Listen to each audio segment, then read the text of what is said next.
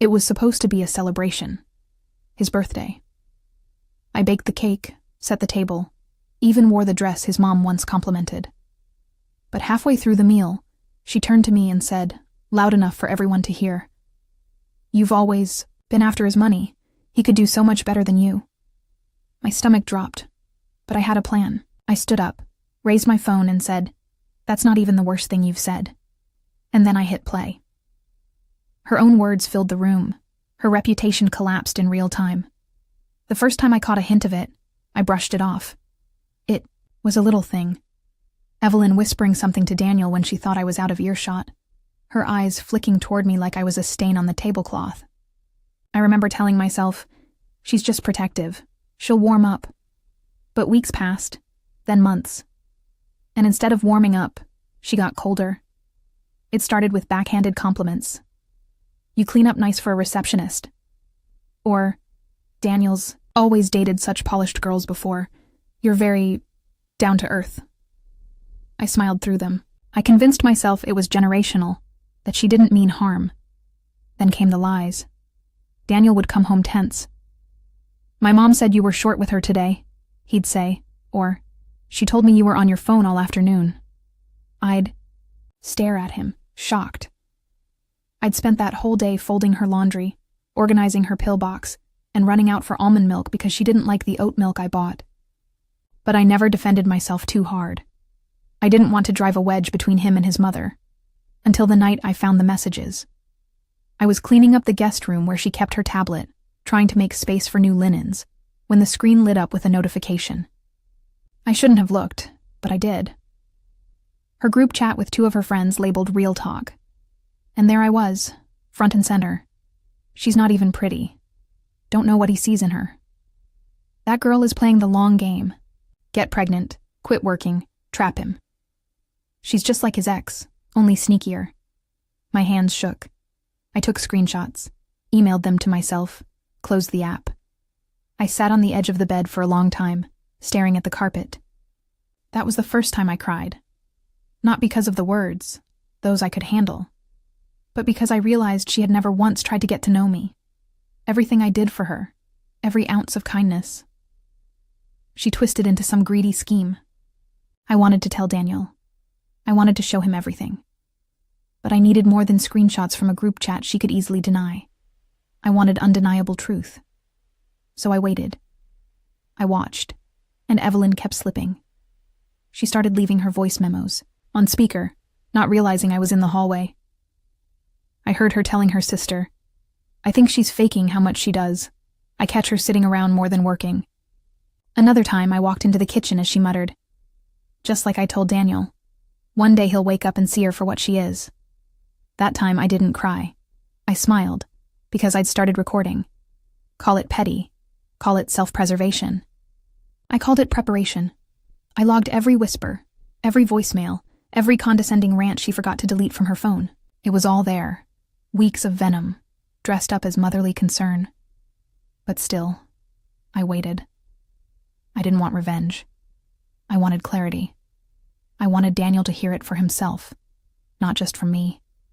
And I wanted Evelyn to say it out loud, without shame, without knowing what I had saved. That moment came on his birthday. The first thing I did was back everything up. I bought a tiny password-protected flash drive and transferred every screenshot, audio file, and text message I'd collected. I also emailed copies to a private inbox, just in case. I made folders. Screenshots, voice memos, group, chats. It felt clinical, like preparing a case file. Next, I started distancing myself, emotionally and financially.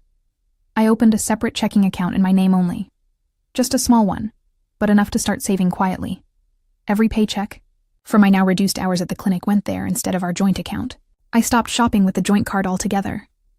Evelyn had already accused me of spending Daniel's money, and I wasn't about to give her more ammunition. Then I started documenting my own contributions. Receipts from groceries, medical runs, even gas from errands I ran for her. I kept a little notebook where I logged every hour I spent helping Evelyn, making her meals, doing laundry, driving her to follow-ups. I didn't know if I'd need it, but if I did, it would be ready. What hurt the most was the distance growing between Daniel and me. He noticed, of course. "You've been quiet lately," he said one night as we got into bed. "Everything okay with you and my mom?" I wanted to scream. I wanted to say, "Your mom is tearing me apart piece by piece and you're too blind to see it." But instead, I just smiled and said, "I'm just tired." Because I wasn't ready for a confrontation. Not yet. I needed him to see it on his own. And I knew Evelyn would slip up again. She always did. Around this time, I started planting little seeds, telling family, friends, and relatives how grateful I was to care for Evelyn, how I'd given up hours at work, how I was adjusting financially. I wasn't lying. I was just gently shifting the narrative. Because for so long, Evelyn had been whispering in everyone's ear that I was lazy and opportunistic. But I knew once they saw the effort I was putting in, her mask would start to slip. And then, the birthday dinner. I planned every detail myself. I baked Daniel's favorite cake, carrot with cream cheese frosting, decorated the dining room, made place cards with everyone's names. Even Evelyn's. She wore a pearl necklace. That night, one she said her late husband gave her. She looked elegant, controlled, which made what happened next even more devastating for her, because I had the final piece of the puzzle. The day before the party, I'd overheard her on the phone, again. This time, it was to one of her friends, and she didn't even lower her voice. She's practically moved in and stopped working. I give it 6 months before she starts dropping hints about a ring. Honestly, I don't think she loves him at all. She just sees the potential. I recorded every word. I tucked my phone into the drawer under the china cabinet that night, already cued to the audio clip, because I had a feeling. And I was right. Halfway through dinner, Evelyn clinked her glass for attention, and then she looked straight at me, her voice loud and clear. "You've always been after his money. He could do so much better than you." The room fell into a stunned silence. My hands didn't shake. My voice didn't waver. I stood up, looked her in the eye, and said, "That's not even the worst thing you've said." Then I hit play. The moment I hit play, it was like time froze. Her voice filled the room, crisp and cruel. "She's practically moved in and stopped working. Honestly, I don't think she loves him at all. She just sees the potential." I didn't look at her while it played. I looked at Daniel. His expression twisted in slow motion, from confusion to recognition, and finally to something rawer.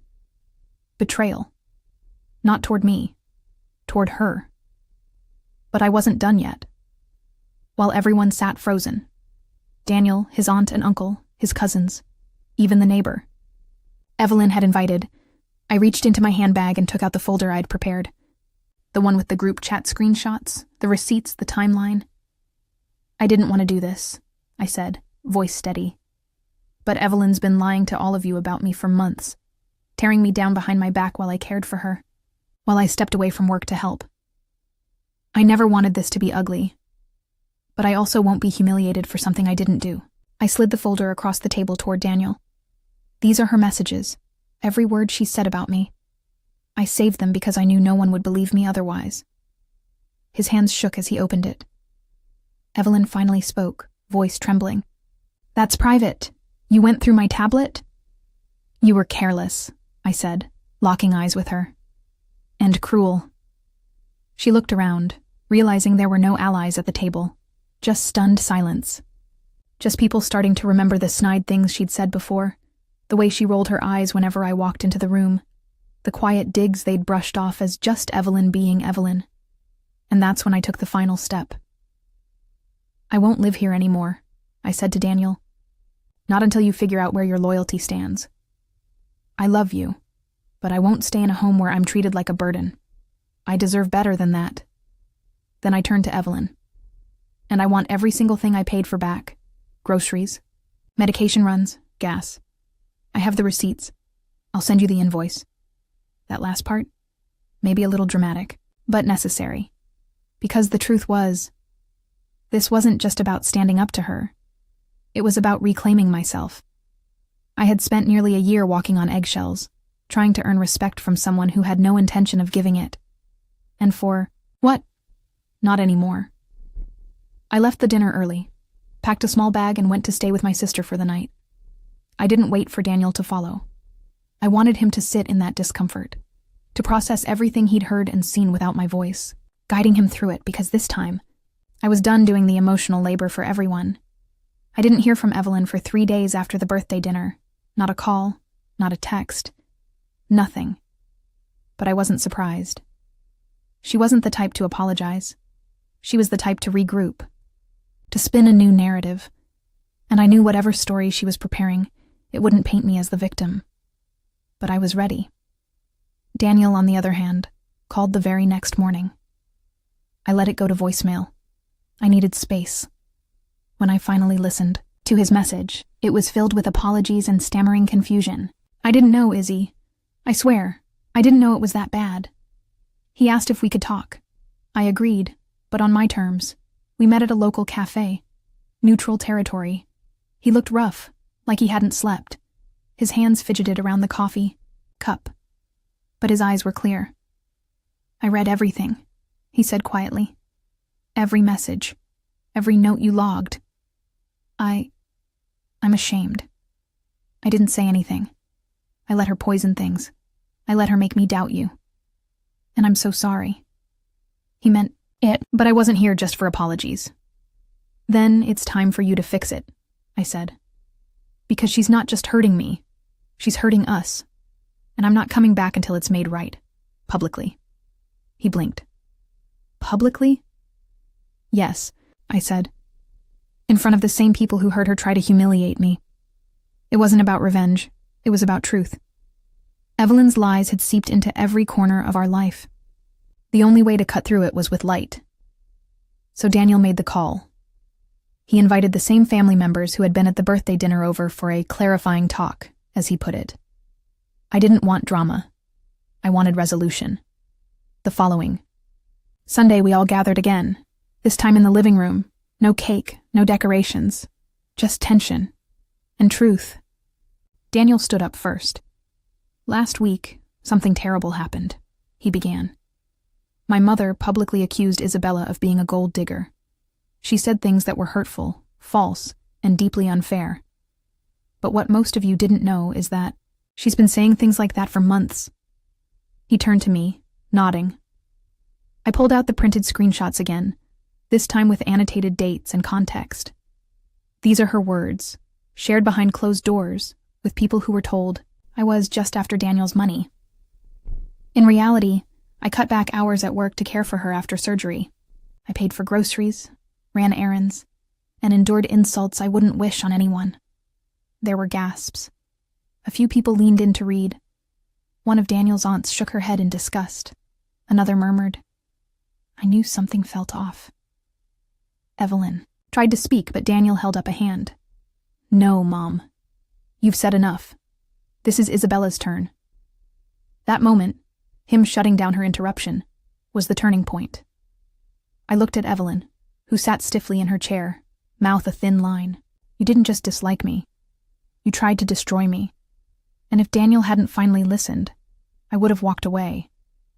Not because I don't love him, but because I love myself too much to stay silent. The room was silent for a beat. Too long.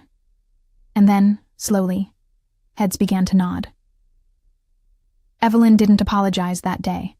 She didn't cry or beg. But her silence, that was enough. Her authority in the family, the power she used to whisper poison into everyone's ear, was broken.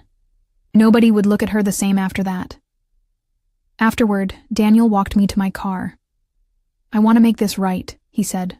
Whatever it takes. We'll see, I replied. But this time I'm not rushing back. You'll have to show me. And for once, he didn't try to argue. He just nodded. Evelyn may have stayed quiet during that confrontation, but the silence that followed spoke louder than any outburst ever could. Word spread quickly, not because I told anyone, but because families talk, especially after drama like that. The neighbor who had witnessed the birthday dinner mentioned it to her book club. Daniel's cousin forwarded the screenshots to her sister. And suddenly, Evelyn wasn't just the sharp-tongued matriarch anymore. She was that mother-in-law. The one who sabotaged her son's relationship out of pride, jealousy, or whatever unresolved bitterness she was nursing. At first, she tried to regain control. She invited people over for tea, trying to repaint herself as the misunderstood victim. "It's been so stressful since my surgery," she'd say. "I think I may have said things out of concern." But no one bought it anymore. People started declining her invitations. Friends stopped calling as often. Even her sister, who had once chimed in with the meanest messages, sent me a private DM apologizing for ever participating. "You didn't deserve that," she wrote. "I should have known better." Daniel's cousins, who used to always meet at Evelyn's for brunch, started hosting gatherings elsewhere. And Daniel? He moved out. He packed a small bag, then called a moving service for the rest. He told his mother calmly that until she could own what she'd done, not just to me, but to our relationship, he wouldn't be coming back. "You need to look at yourself," he said, and those words landed harder than any yelling ever could. Evelyn tried to act unfazed. "If that's what you want," she said, but her voice cracked. A week later, she sent Daniel a long email. No apology to me. But for the first time, she admitted what she had done. "I didn't think she was good enough," she wrote, "and I tried to make sure you saw it too. I see now that I went too far. It wasn't enough, not for me, not after everything. But, for Evelyn, it was the beginning of her fall from grace." The queen bee of Sunday dinners now sat alone in her perfectly decorated dining room. Because respect, once lost, is hard to regain, especially when it's been weaponized. The weeks that followed were quieter, and that quiet felt like peace. I moved back into my apartment, the one I'd kept in my name just in case. At first, it was strange being alone again. The space felt too empty, too still. But slowly it started to feel like mine again. I bought new sheets, put up fairy lights in the kitchen, painted the wall behind the couch a bold, defiant teal. I also went back to full-time at the clinic. My coworkers welcomed me back with hugs, a coffee gift card, and a post-it note on my monitor that said, "Queen energy only." They didn't know the whole story, but they knew enough, and they were proud of me. And something unexpected happened. I started receiving messages from women Daniel's mother knew, from acquaintances, even from a few strangers who had heard through the grapevine. Messages like, "Thank you for standing up for yourself. I wish I had. Your story reminded me that silence isn't strength. I showed my sister your texts. She left her toxic in-laws the next day." That was when I realized this wasn't just about Evelyn anymore. This was about all the women who are made to feel small, unworthy, gold-digging, or not good enough. Women who shrink themselves to fit into a family that was never going to make space for them. Daniel kept reaching out, and I let him. Slowly. With boundaries. He came to therapy with me. Not couples therapy, my therapist. He listened. He didn't try to defend his mother anymore. He didn't make excuses. He just showed up. And maybe, just maybe, one day we'll find our way back. But for now, I'm focused on something more important. Me. I joined a painting class. I started baking again, not for someone else, but for the joy of it. I spent Sunday mornings with my sister, walking farmers markets and laughing over overpriced jam. I wasn't just healing. I was rebuilding, because Evelyn thought she could break me with whispers and lies. But instead, she handed me the mic. Looking back, I think the hardest part wasn't what Evelyn said. It was how long I let it chip away at me before I finally stood up. I kept quiet out of love, out of fear of rocking the boat, out of hope that if I gave enough, I'd be accepted. But the truth is, people like Evelyn don't need reasons to hate you. They only need opportunities. And silence only feeds them. So, I found my voice, not just for me, but for every woman who's been called a gold digger when she's the one doing the emotional heavy lifting. For every partner who gave up time, career, and comfort only to be treated like an outsider in her own home. For every person who's ever been smiled at in public and shredded in private. That night at the dinner table was a turning point, but not just for Evelyn. It was the night I remembered who I was, what I brought to the table. and why I would never again let someone make me feel like less than. I'm not the villain she painted me to be. I'm the woman who read the truth out loud. And sometimes, that's all it takes to set yourself free. Success isn't the best revenge. Self-respect is.